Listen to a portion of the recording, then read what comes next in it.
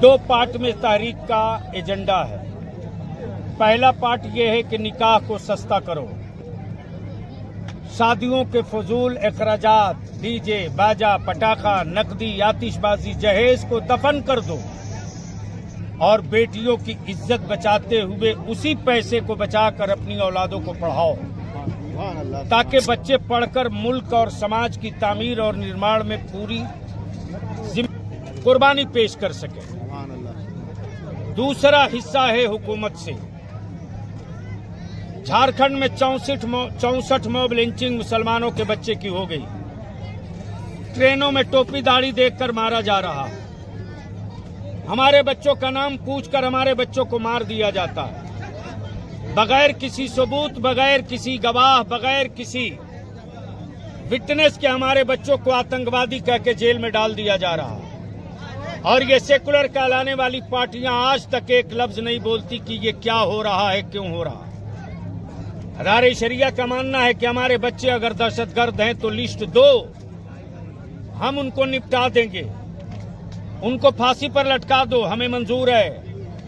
लेकिन जिन लोगों ने देश का खुफिया राज बेचा, जिन लोगों ने आतंकवादियों से पैसे लेकर चुनाव लड़े, जिन लोगों ने आतंकवादियों के इशारे पर हमारे देश के पार्लियामेंट में अभी चंद दिन पहले कूद करके भारत के पार्लियामेंट की गरिमा को रौंदा है, उन लोगों के खिलाफ अब तक आप क्यों चुप हो? बोलो। गलती से अगर इस कूदने वालों में कोई अब्दुल्ला अब्दुल करीम होता तो अब तक देश भर से हजारों मुसलमानों के बच्चों की गिरफ्तारी हो गई होती। ये दोहरा चेहरा, दोहरा मापदंड नहीं चलेगा।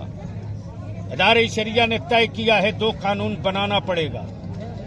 एक कानून मेरे रसूल की इज्जत के लिए, और मैं सिर्फ अपने लिए नहीं सबके लिए मांग रहा हूं।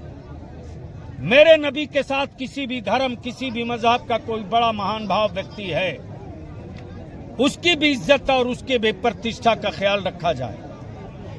कोई किसी के धर्म के महान भाव व्यक्ति के खिलाफ अगर अभद्र टिप्पणी करता है तो उस पर देशद्रोह का मुकदमा होना चाहिए।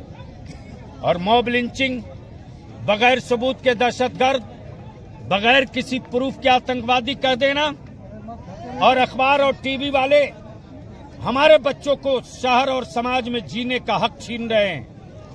35 साल 40 साल के बाद हमारे बच्चे अदालतों से बाइज्जत बरी हो रहे हैं। एक चैनल वाला नहीं कहता कि इल्जाम गलत था। जिन लोगों पर मैंने जब पार्लियामेंट में कहा था कि अगर हमारे बच्चे हैं तो उन पर आप सजा दो, लेकिन बगैर प्रूफ और बगैर सबूत के जिसने मेरे बच्चों को आतंकवादी बनाने की गलती की है, उसको भी देशद्रोह के तहत उसको भी आतंकवादियों का कानून लागू करके सजा दो, लेकिन नहीं दिया गया।